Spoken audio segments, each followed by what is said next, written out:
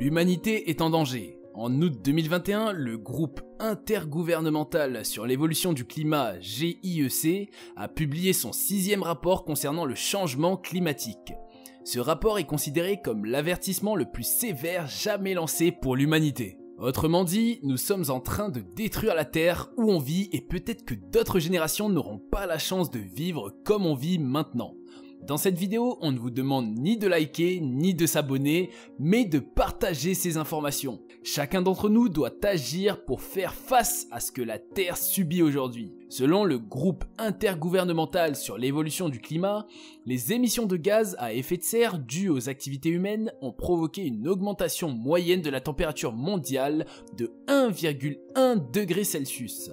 Cette tendance devrait se poursuivre au cours des 20 prochaines années, entraînant une augmentation totale d'au moins 1,5 degré Celsius depuis l'ère pré-industrielle.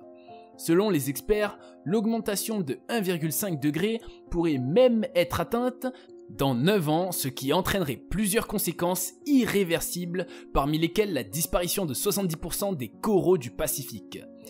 Pour 1,5 degré de réchauffement climatique, il y aura des vagues de chaleur croissantes, des saisons chaudes plus longues et des saisons froides plus courtes.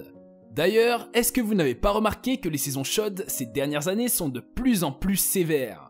Pour vous expliquer ce rapport de façon plus simple, si ce que dit ce rapport se concrétise, on va vivre dans un monde où la chaleur est très extrême, où les saisons chaudes sont très longues et les saisons froides sont très courtes. Et oui, Cultination, et alors ? Qu'est-ce qui se passera si on vit des saisons avec une chaleur très extrême pendant de longues durées ? On a des climatiseurs, alors on s'en fout, non ? On sait que vous avez des climatiseurs, mais cela n'impacte pas le fait que vous ayez chaud ou froid. Les chaleurs extrêmes atteindraient plus souvent des seuils de tolérance critiques pour l'agriculture et la santé. Du trop froid au trop chaud, l'agriculture sera perturbée par le climat, ce qu'on mange ne sera plus à 100% naturel, et cela impactera la vie de plusieurs personnes. Un coup il fait froid trop longtemps, un coup très chaud. Tantôt les céréales poussent, tantôt plus. Il faut savoir aussi que plusieurs fruits et légumes ont besoin d'un climat précis pour pouvoir pousser. Eh bien, si vous avez des climatiseurs, sachez qu'il y a des bêtes qui n'arriveront pas à vivre dans un climat sévère. Prenons juste l'exemple des vaches. Les vaches n'ont pas peur du froid, si elles sont sèches. Par contre, à partir de 22 degrés, elles commencent à souffrir. Le climat sévère peut causer l'extinction de plusieurs espèces. Les espèces endémiques qui vivent uniquement dans un territoire donné seront les plus touchées. Les léopards des neiges dans l'Himalaya, les marsouins du golfe de Californie, les lémuriens de Madagascar ou les éléphants de forêt d'Afrique risquent de disparaître si l'humanité ne réduit pas ses émissions de gaz à effet de serre.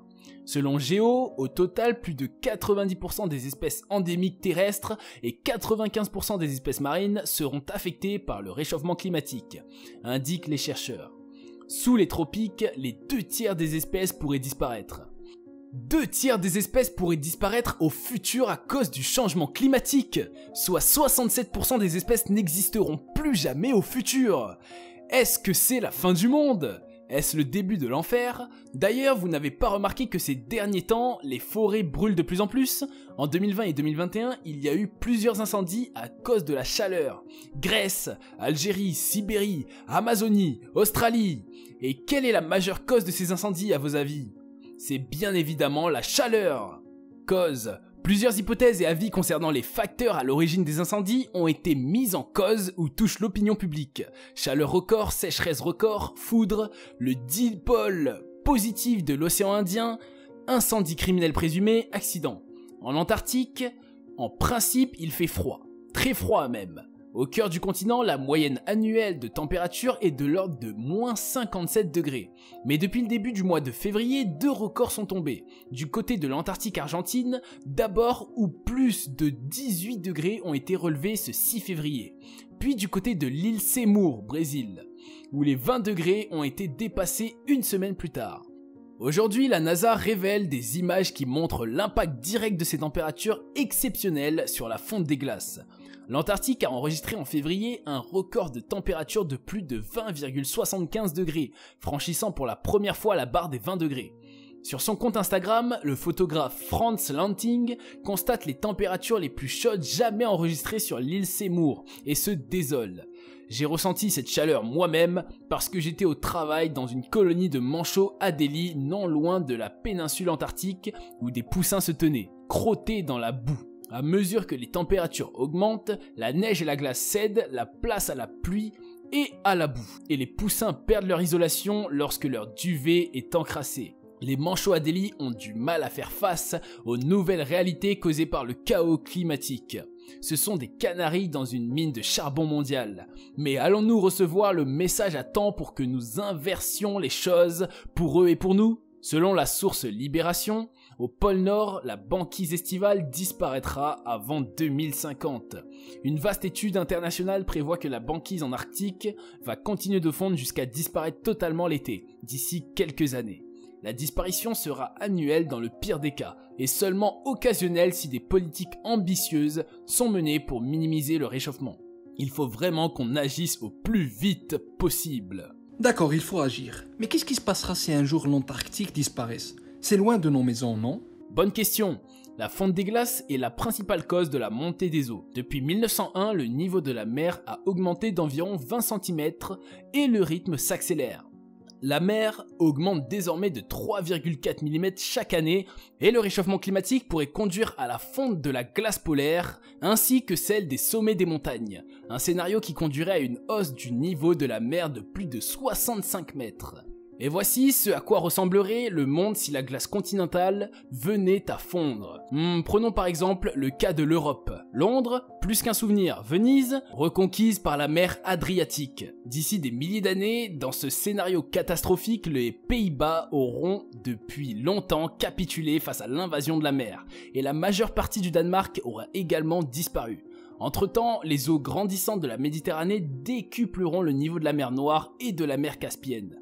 D'ailleurs, selon les experts, le niveau de la mer pourrait encore monter d'environ 50 cm d'ici 80 ans, voire en 2100. Oui, mais on serait déjà mort, alors peu importe. Malheureusement, plusieurs personnes ne pensent qu'au présent. Vos enfants, vos petits-enfants ou la prochaine génération ne vivra jamais comme on vit maintenant. Il y aura plusieurs maladies et le niveau de la température sera beaucoup plus élevé que maintenant.